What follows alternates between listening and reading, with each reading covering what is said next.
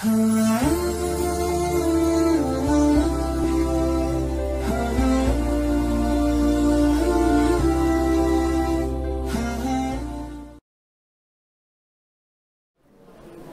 hamdalillah nahmaduhu wa nasta'inuhu wa nastaghfiruh wa na'udzu billahi min shururi anfusina man yahdihillahu fala mudhillalah wa man yudhlil fala hadiyalah. Asyhadu an la ilaha illallah wahdah la syarikalah wa asyhadu anna Muhammadan abduhu wa rasuluh, amma ba'du. Hadirin sidang kuliah subuh yang sama-sama mengharapkan ridha Allah Subhanahu wa taala. Pada kesempatan kali ini insya Allah saya akan membahas tentang khilafiyah atau perbedaan-perbedaan pendapat di dalam masalah ibadah, yang seringkali ini menjadi menjadi tantangan tersendiri terhadap dakwah kita. Kenapa? Karena sebagian orang ini dianggap tabu dan enggan mempermasalahkan masalah-masalah khilafiyah ataupun perbedaan di dalam ibadah. Kenapa? Karena nanti ini sering terjadi perceraian suami istri ya. Jadi seringkali ieu mah cenah tong dibahas naha bising pi masalahkeun. Keun we yang itu ibadahnya dengan masing-masing, inilah yang terjadi di kita. Kenapa? Karena kita enggan membuka tentang kebenaran. Makanya kalau kita lihat ungkapan persatuan ataupun kesatuan dan bercerai ataupun berpisah itu tidak menunjukkan kata kebaikan. Persatuan LGBT, nah jadi alus, kan tidak. Kalau kita lihat ketika ataupun ketika Islam belum datang ke tanah Mekah ataupun sebelum Nabi diutus, pertanyaannya, umat ketika itu bersatu tidak, Bu? Zaman jahiliyah ya, ketika sebelum Islam datang, ketika Nabi Muhammad bin Abdullah sebelum diutus jadi Nabi, umat bersatu tidak? Nah, tidak. Bersatu di dalam kejahiliahan. Nah, bersatu. Ketika Islam datang, kita jadi berpecah tuhnya. Makanya persatuan kesatuan tidak menunjukkan hal yang positif. Begitupun perpecahan. Nah, perpecahan dianggap jadi kebaikan tidak. Kumaha lamun urang mah misahna teh dina kebaikan tuh. Ketika Islam belum datang, ketika Muhammad bin Abdullah belum diutus menjadi nabi, kabeh teh bersatu. Bersatu tina kagorengan. Ketika Islam datang jadi perpencar, jadi terbelah. Mun kitu mah Nabi pemecah belah umatnya cenah. Keun bae jadi kana kahadean mah tidak jadi masalah. Yang jadi masalah itu ketika menjadi keburukan itu kan. Ketika Islam datang pecah ya nama. Aya nu Islam, aya nu kafir tuh. Engke teh aya anu kafir tapi sieun yang lengtang teh, sieun yang ngalon teh nanti ada kaum munafikun. Nah, itulah nanti sejarah persatuan-kesatuan yang selamanya tidak berunsur, tidak berkonotasi positif persatuan. Tergantung kita ka mana ngahijina. Apakah kita ingin kepada kebaikan? Sama halnya dengan perpecahan. Perpecahan juga tidak mengandung ataupun tidak pasti itu menjadi kebaikan. Tergantung kemana kita berpecahnya kemana. Nah, itulah nanti masalah-masalah inilah yang seringkali kita hindari. Kenapa? Karena lawan masalah khilafiyah biasanya timbulnya perpecahan. Nah, sabab konotansinya urang perpecahan teh goreng. Tidak bagus. wah ini merusak kerukunan umat beragama, tidak toleran. Makanya ini kan tentang kebenaran, bukan masalah persatuan kesatuan. Ini masalah hak, bukan masalah persatuan kesatuan. Dan inilah nanti yang saya akan coba mulai pada pembahasan sekarang sampai 2 pertemuan yang akan datang. Kalau kita ingin spesifikasikan, jadi hukum itu nanti ada hukum akal. Kita prolognya dulu Bu ya. Walaupun pembahasannya kita ini masuk pada pembahasan, kan di urang teh ketika memegang Quran ada yang beranggapan kudu wudu hula, ada juga nanti yang beranggapan tidak boleh wudu dengan dalil-dalil tertentu. Nah, kita prolog dulu sehingga kita jelas ini teh konteksnya jalurnya ke mana. Apakah ketika perbedaan memegang mushaf Al-Quran itu masuk kategori perbedaan yang bisa ditolilir dalam artian bisa digunakan kedua-duanya, atau sama sekali ini pembahasan salah kaprah atau kesalahan ketika kita mengartikan Al-Quran yang kesananya jadi kesalahan pemahaman dan fatalnya nanti menjadi kesalahan pemahaman dan pengamalan itu sendiri. Kita akan prolog dulu.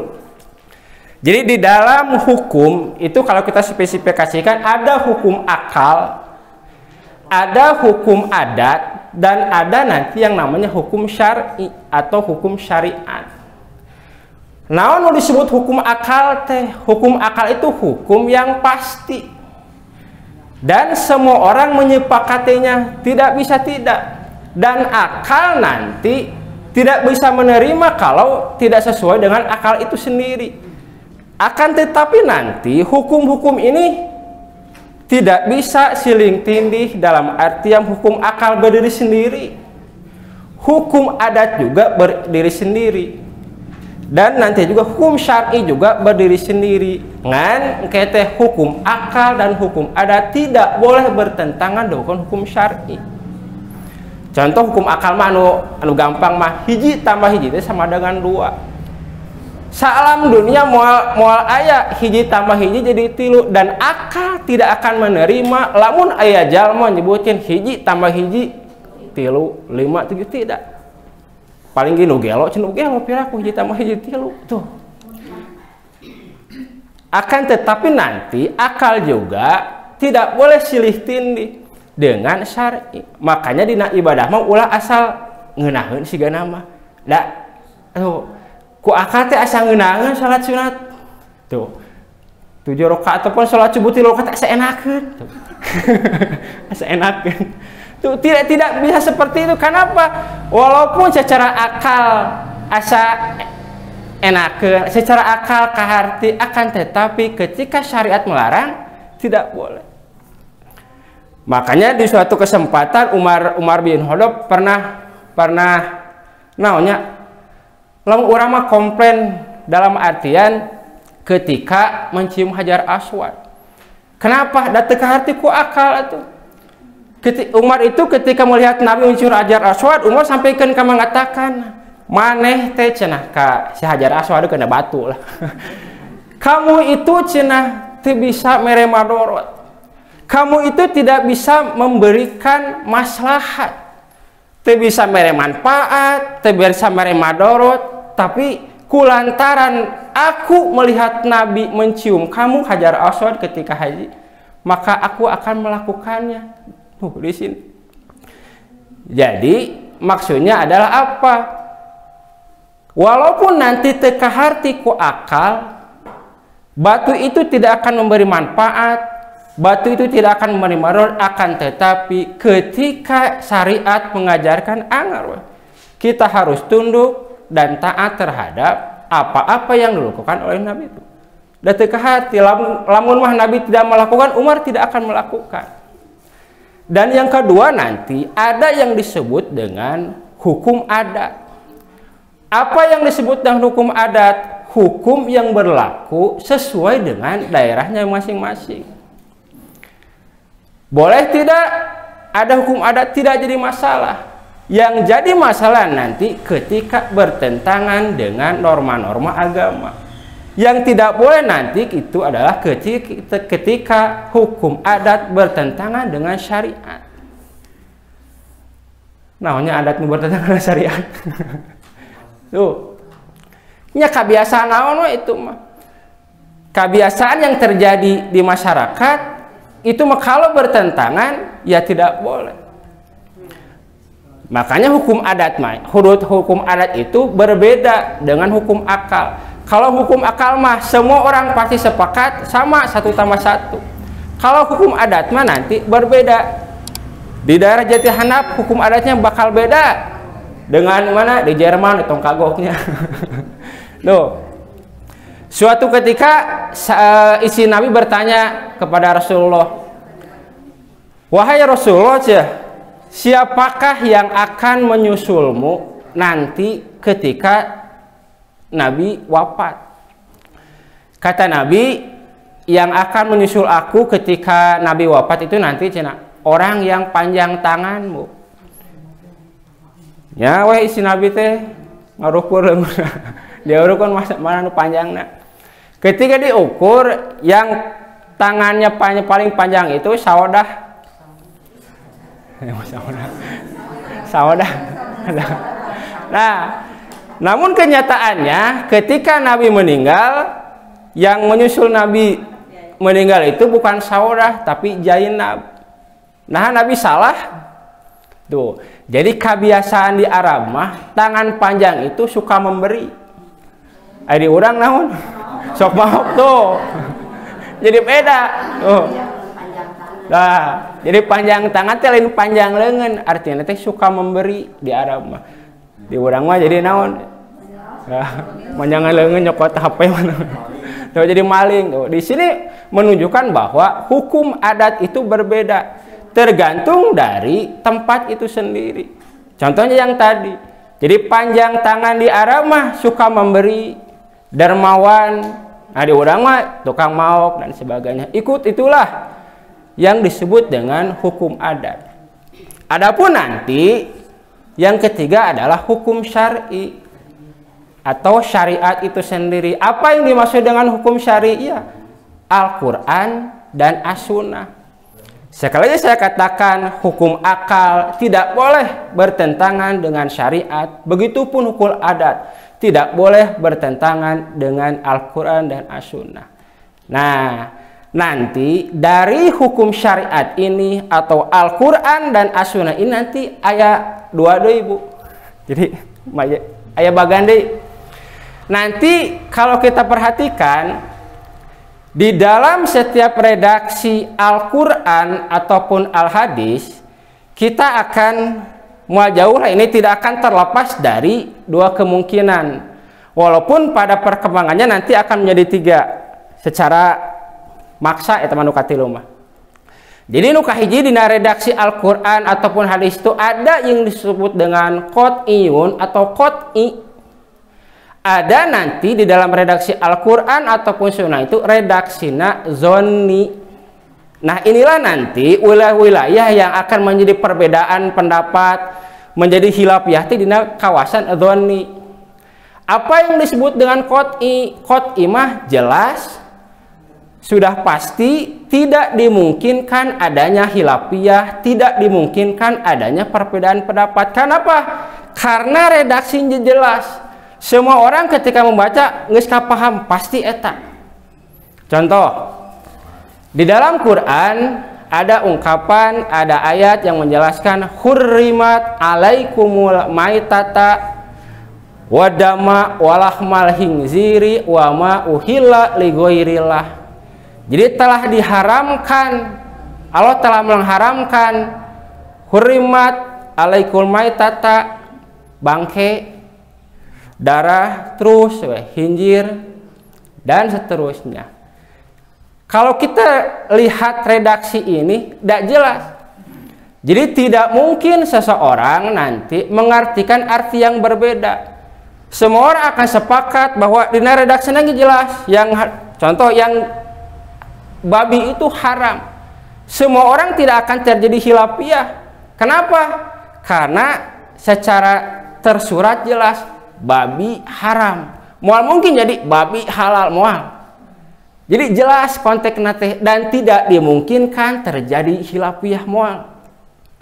Nah, nuka dua nanti ada yang disebut dzoni mah samar atau nanti bisa jadi multi tafsir, multi arti dan multi pemahaman. Kenapa? Karena ungkapannya dzoni. Contoh di dalam Quran wal mutolaqatu yatarobasna bi anfusihina salah satakuru. Jadi wanita yang ditalak oleh suaminya, maksudnya mah diceraikan, itu kalau mau menikah lagi harus menunggu 3 kali kuru. Namun cina 3 kali kuru. Nah, di sini terjadi khilafiyah. Di sini terjadi perbedaan. Ada yang mengatakan 3 kali bersih, ada yang mengatakan 3 kali head. Sami beda bu, 3 kali bersih dengan 3 kali head. Bedanya di mana? Eta bersih aja. Begini, kalau 3 kali bersih, contoh misalnya ketika ditalak head, berarti bersih head sekali, bersih head. Nah, kalau diartikan 3 kali bersih, ketika bersih dia bisa menikah. Tetapi kalau 3 kali head berarti dia harus menunggu head yang ketiganya. Nah, gitu. Jadi lamun 3 kali head mah pas head yang ketiga, haid yang ketiga dia bisa langsung menikah dalam keadaan haid. Akan tetapi pemahaman yang berikutnya adalah 3 kali bersih berarti dia harus menunggu bersih. Nah, gitu. Nah, disinilah nanti khilafiyah itu terjadi, perbedaan pendapat itu terjadi ketika konteks ayat, konteks hadisnya dzoni. Lamun konteks qot'i itu tidak dimungkinkan terjadinya khilafiyah. Nah, secara dipaksakan ini nanti akan ada yang mahiwal, Bu. Namanya apa? Mahiwal denaha. Sabab nanti akan kejadian konteksnya qot'i.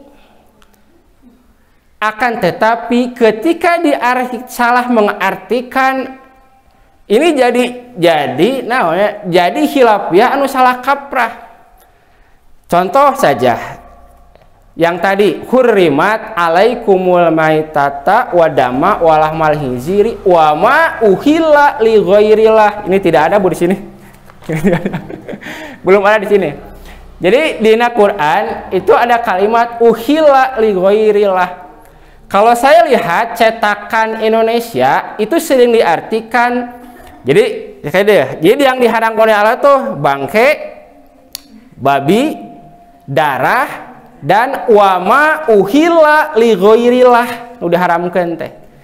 Nah, kalau saya perhatikan jadi kebanyakan Al-Quran cetakan Indonesia itu mengartikan wama uhilla li ghairillah itu adalah diartikan sembelihan yang tidak menyebut nama Allah atasnya.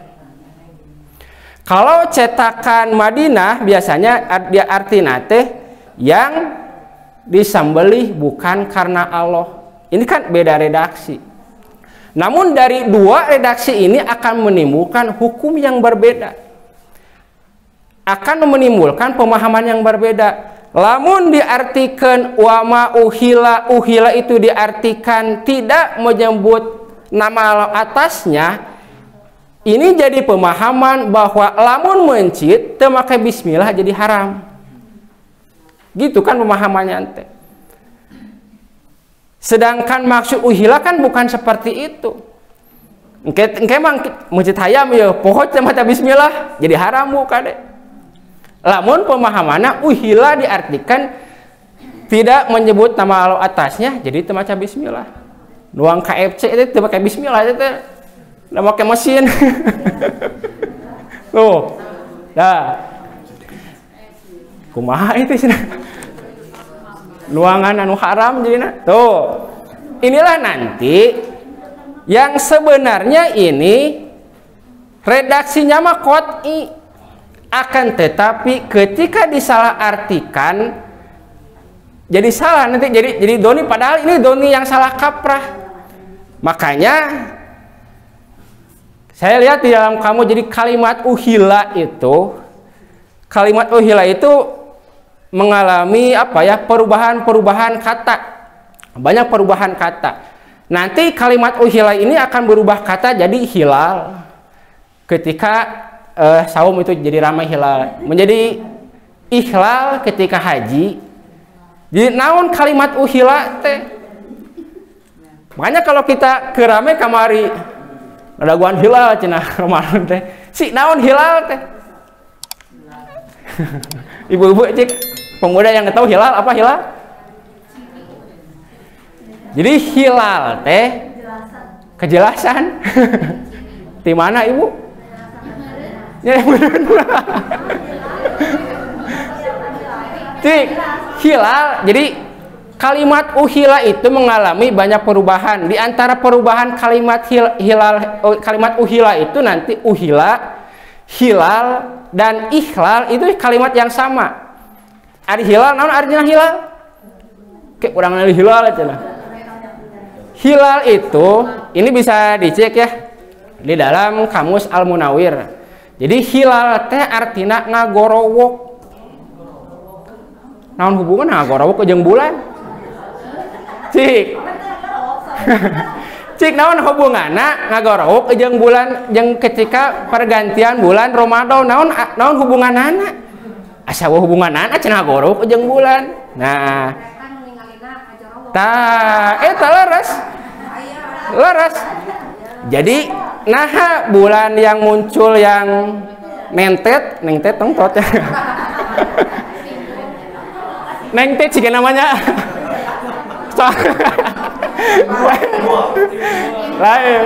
Lamun nongtot mah tiluhur ka handap, Bu.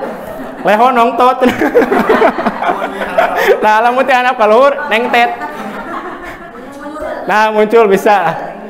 Kenapa bulan sabit yang muncul pertama kali itu ketika, dan ini menunjukkan perubahan bulan dalam hijriah ya.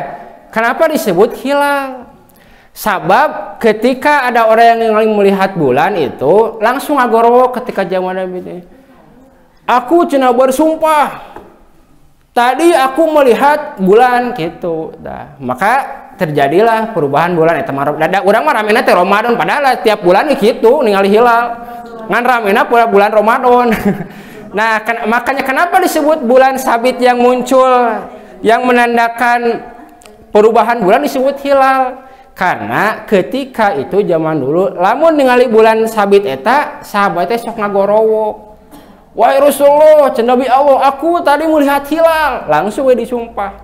Nah, itulah nanti kenapa hilalnya bulan sabit anu nengtet tadi yang muncul tadi ya disebut hilal. Nah, ayeuna naon kaitana ngagorowok jeung mencit? Yang tadi kalimat uhila. Jadi uhila teh sembelihan yang uhila. Yang bukan karena Allah. Nah, maksudnya adalah gini. Jadi ketika zaman jahiliyah, ketika Islam belum datang, orang-orang itu ketika mencit atau sembelihan suka berteriak. Berteriaknya adalah, aku persembahkan sembelihan ini untuk Lata dan Uzza. Nah, ini maksudnya. Aku persembahkan misalnya sapi ini untuk Lata dan Uzza itu. Jadi maksudnya wama uhilla li ghairillah, sembelihan anu digorowokeun bukan karena Allah itu ini yang nanti menjadi haram. Kumaha lamun teu ngagorowok? Ah, ieu mah cenah jang ieu we karuhun dipencit, sirahna dikubur di handeupeun jambatan misalnya sebagainya untuk keselamatan. Kumaha yang seperti ini? Tuh. Walaupun tagorok, nah intina mah eta. Jadi sembelihan yang diperuntukkan untuk selain Allah inilah nanti yang diharamkan. Bukan dalam artian yang tidak disembelih, tidak membaca bismillah jadi haram, bukan. Tidak ada kaitannya. Nah, inilah nanti contoh-contoh yang pada awalnya konteksnya qot'i dalam artian tidak dimungkinkan adanya perselisihan, akan tetapi ketika salah diartikan menjadi salah pengamalan. Makanya ketika mencit ketika kita menyembelih kemudian tidak menjadi basmalah, ini menjadi hilapiah nu ieu haram nu tidak. Jadi ini mah yang disebut dengan hilapiah numahiwal teh. Jadi seharusnya konteksnya ini adalah tidak mungkin adanya perpecahan, tidak mungkin adanya perselisihan. Kenapa? Karena sudah jelas. Nah, itulah nanti. Jadi pertama, redaksi Al-Qur'an atau hadis itu ada yang qot'i, yang tadi sudah dijelaskan. Adapun nanti ada yang dzonni, samar, dimungkinkan. Beda pendapat itu kenapa? Karena kalimatnya orang Arab sendiri itu tidak mengerti. Jadi makanya ada ungkapan bahasa Al-Quran itu bukan bahasa Arab. Nah, bukan bahasa Arab. Sabab sakapeung mah orang Arab oge teu ngarti kana bahasa Al-Quran. Ketika bahasa zolim saja, orang kan mana mungkin cenah aku meninggalkan ataupun tidak terlepas dari zolim. Kenapa? Karena pemahaman mereka yang disebut dolim teh gantas sinah teh we nya ku aing dileot si eta. Nah, ini teh geus dolim, Bu. Kan kita kan tidak bisa menahan garantas hate mah. Padahal dolim dina kalimat Al-Qur'an yang difirmankan oleh itu maksudnya adalah inna syirka la dzulmun adzim. Bukan dolim dalam pengertian garantas hate terhadap kegorengan ataupun gerantas ketidakbaikan terhadap seseorang. Jadi orang Arab sendiri itu tidak mengerti bahasa, bukan tidak mengerti, sebagian tidak mengerti bahasa-bahasa yang ada dalam Al-Quran. Makanya pantas Al-Quran itu bukan bahasa Arab, bahasa Quran aja. Kenapa? Karena tidak sedikit orang Arab sendiri tidak mengerti terhadap bahasa-bahasa yang ada di dalam Al-Quran. Nah, sekarang kita masuk pada pembahasan setelah kita mengerti mana qot'i, mana dzonni, dan mana yang perbedaan yang salah kaprah. Nah, masuk kita pada pembahasan ketika kita memegang Quran, ada nanti yang berpendapat harus wudu dulu.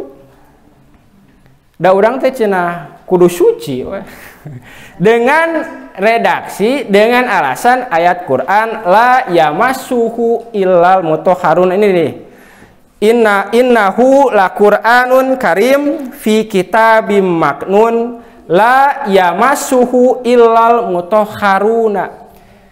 Jadi ada orang yang berpendapat bahwa ketika walaupun sebenarnya gini ya.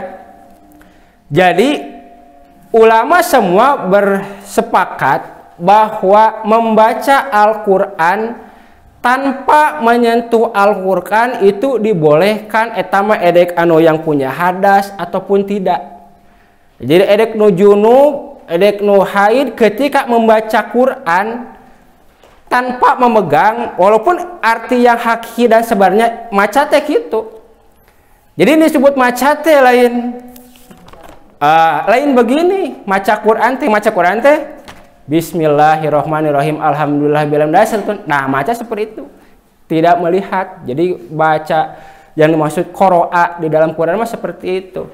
Jadi ulama tidak diperselisihkan, tidak memperdebatkan masalah membaca Al-Quran tanpa menyentuh, baik itu yang sedang berhadas, tidak punya wudhu, yang sedang itu diperbolehkan. Yang jadi masalah itu adalah ketika memegang Al-Quran, apa hukumnya maca bari nyepeng Al-Quran bagi orang yang tidak mempunyai wudhu, bagi orang yang junub, dan bagi orang yang haid. Nah, ini yang jadi masalah sekarang. Dengan alasan la yamassuhu illal mutahharun. Nah, ini juga saya perhatikan di dalam Al-Quran cetakan Indonesia kebanyakan ya, dan kabeh di penelitian tiap bahasa Indonesia. La yamassuhu illal mutahharun itu sering diartikan tidak boleh menyentuhnya kecuali orang yang suci. Di dalam redaksi lain, dalam cetakan yang lain sering ada arti tidak ada yang menyentuhnya kecuali orang yang suci. Ini akan beda makna, akan beda arti, akan beda pemahaman, dan akan beda pengamalan. Nah, begini saja dulu ya. Jadi kalau kita lihat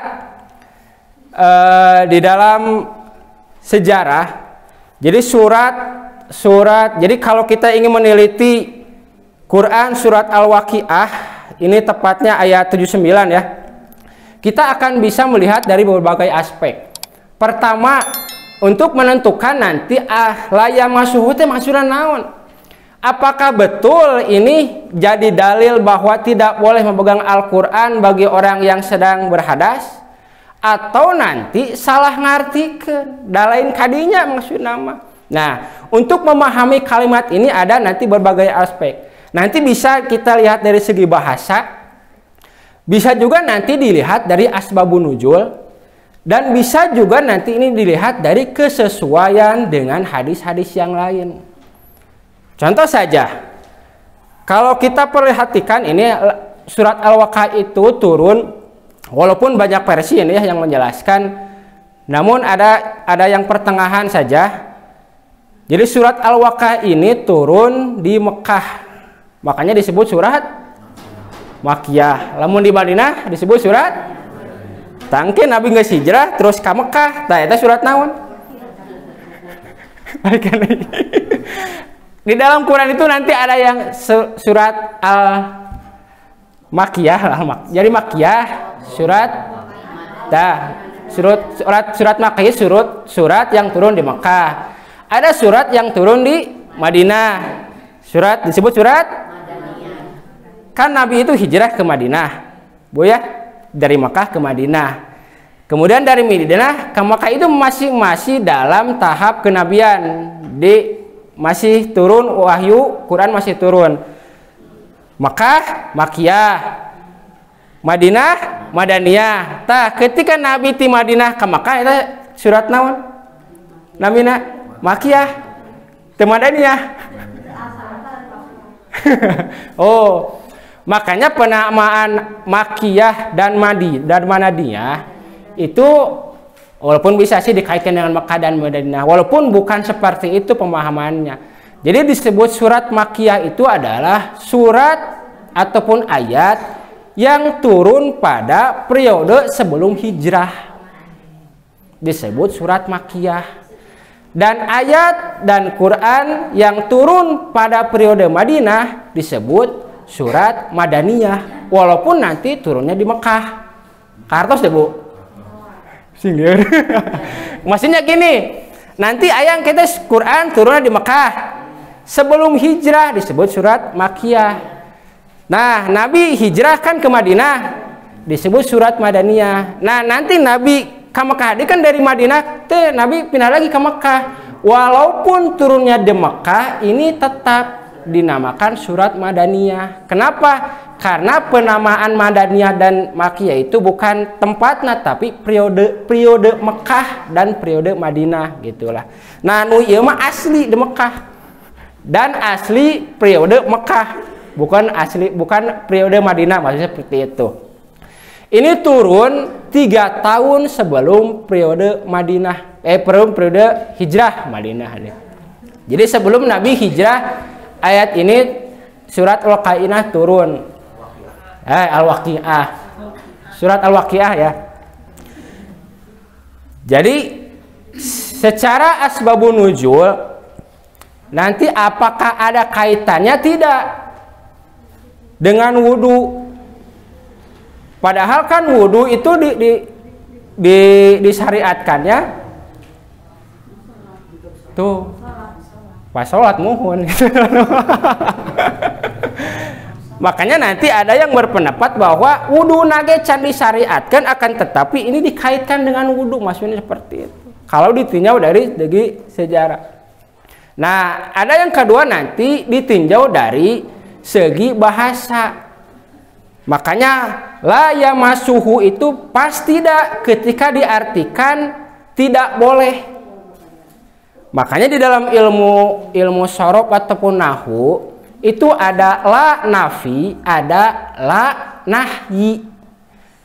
La nafi itu adalah la yang menafikan.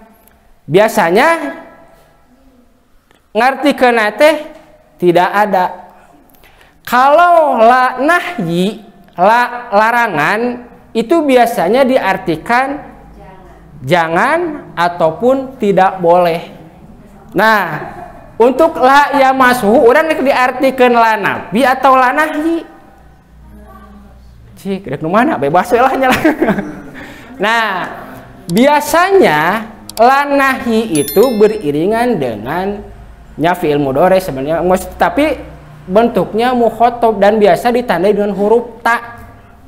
Contoh, la tasrob qaiman, janganlah minum sambil berdiri. La taqrabu zina, janganlah mendekati zina. Biasanya kalimat-kalimat la nahyi itu beriringan dengan fi'il mudhari anu aya ta, lain kuya, kuta. Ta. Nah, la yamassuhu pasti tidak diartikan tidak boleh atau janganlah menyentuhnya tuh, tepas. Kenapa? Karena la yamassuhu itu bukan fi'il nahyi. Nah, itu. Jadi lama anu ngartikeun la yamassuhu tidak boleh menyentuhnya ataupun janganlah menyentuhnya, ini tidak pas. Kenapa? Karena ini bukan la nahyi, tapi la nafi yang diartikan tidak ada, bukan jangan ataupun tidak boleh. Jadi ku arti oge geus lain maksudnya. Kemudian kalimat yang kedua, al mutahharuna la yamassuhu. Ini kan sudah ketemu sekarang. Kalimat la yamassuhu diartikan tidak ada yang menyentuhnya, bukan tidak boleh menyentuhnya ataupun jangan menyentuh. La yamassuhu tidak ada yang menyentuhnya illa kecuali al mutahharuna. Al mutahharuna itu juga nanti kalau di dalam cetakan Indonesia diartikan hamba-hamba yang suci. Di dalam cetakan yang lain diartikan hamba-hamba yang disucikan. Ini kan beda. Nah, kita lihat saja dulu. Jadi di dalam ilmu sorof nanti ada yang disebut dengan isim fa'il, ada yang disebut dengan isim maf'ul. Di lamun isim fa'il diartikan jadi jika kini, walaupun ini mah bentuknya sulasi majid. Kalau doroba artinya teh memukul. Kalau diganti ataupun dirubah ke dalam wajan isim fa'il itu akan berubah menjadi doribun kalimatnya. Doroba artinya itu memukul. Lamun doribun artinya yang dipukul. Kalau dirubah ke dalam isim fa'il menjadi madrubun, artinya yang dipukul. Tuh, lamun doribun mah fa'il yang memukul, lamun madrubun mah yang dipukul. Jadi itu anjing mukul orang dipukul anjing. Tuh, akan beda maknana. Nah, ini al-mutahharuna ketika diartikan yang suci ataupun yang disucikan, mana nu pasna? Ini kan kalimatnya al-mutahharun itu isim fa'ilnya mutahhirun, mutahharun. Jadi kalau mau dipaksakan diartikan yang suci, kalimatnya bukan mutahharun akan tetapi mutahhirun. Jadi lamun diartikan yang suci, la yamassuhu illal mutahhirun, bukan mutahharun. Nah, makanya al mutahharun tidak pas diartikan yang suci. Kenapa? Karena ini bentuknya isim fa'il, isim maf'ul bukan isim fa'il. Sedangkan isim maf'ul artinya yang disucikan bukan yang suci. Nah, makanya pemahaman bahwa memegang Al-Qur'an yang ini ya, yang bedanya dulu ya. Jadi pemahaman ketika seseorang harus bersuci dulu ataupun harus wudu dulu ketika memegang Al-Quran, itu dalilnya tuh la yamassuhu illal mutahharuna, dengan pengertian, dengan arti la yamassuhu, tidak ada yang menyentuhnya, tidak boleh menyentuhnya, maaf, tidak boleh menyentuhnya kecuali orang yang suci. Jadi dalil lamun maca Quran kudu wudu heula, padahal arti yang sesungguhnya adalah la yamassuhu ilal mutahharuna, itu adalah tidak ada yang menyentuhnya Al-Quran kecuali orang yang suci. Tuh. Maka pasti ini diartikan bahwa ketika kita memegang Al-Quran harus wudu, tepas. Apakah memegang Al-Quran itu jadi khilafiyah? Saya kira bukan khilafiyah ini. Ketika memegang Al-Quran harus wudu, ini masalah kaprah. Kenapa? Karena tidak masuk wilayah khilafiyah. Nah itu. Kita lanjutkan nanti yang hadis berikutnya. Ini hadis yang menjelaskan bahwa la yamassuhu itu hunate kamana. Yang dimaksud itu siapa al-mutahharun di sini? Di sini dijelaskan pada redaksi hadis berikutnya. Ini dibaca saja ya. Sudah jam 6 juga nanti. Dari Ibnu Jarir telah berkata, ia telah menceritakan kepada Ismail bin Musa, telah menghabarkan kepada kami Syarik dari Hakim yaitu Ibnu Jarir, dari Sa'id bin Jubair, dari Ibnu Abbas, maksud kalimat la yamassuhu ilal mutahharuna, tidak ada yang menyentuhnya kecuali orang-orang yang disucikan. Ibnu Abbas itu berkata, yaitu kitab yang ada di Lauhil Mahfuz, lain Al-Quran yang kita pegang. Makanya kalau kita perhatikan ayat la yamassuhu dengan Quran gini ya. Jadi ketika zaman Nabi itu tidak ada ataupun belum dibukukan Al-Quran seperti yang kita pegang ya, mushaf Al-Quran. Jadi mushaf Al-Quran itu baru dibukukan setelah Khalifah Utsman bin Affan. Jadi dari Nabi sampai ke Utsman itu jaraknya jauh sekali. Jadi tenyambung nanti lebih itu ikan nyambung gitu. Jadi Qurannya tidak ada, mushafnya juga belum ada, akan tetapi ayat yang turun itu dikaitkan dengan mushaf Al-Quran itu. Makanya yang dimaksud la yamassuhu tidak akan menyentuhnya teh apa? Bukan Al-Quran dalam artian mushaf Al-Quran. Kenapa? Dari hati sejarah juga Al-Qurannya belum ada. Akan tetapi la yamassuhu Quran di sini adalah Quran yang ada di Lauhil Mahfuz. Bukan Quran dalam pengertian mushaf Al-Quran kurang sekarang dipegang, bukan itu.